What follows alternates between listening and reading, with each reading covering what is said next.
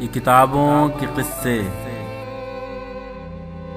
فسانوں کی باتیں، نگاہوں کی جھلمل، جدائی کی راتیں، محبت کی قسمیں، نبھانے کے وعدے، یہ دھوکا وفا کا، یہ جھوٹے ارادے، یہ باتیں کتابی،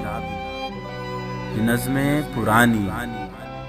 نہ لکھنا انہیں تم، نہ محفوظ کرنا،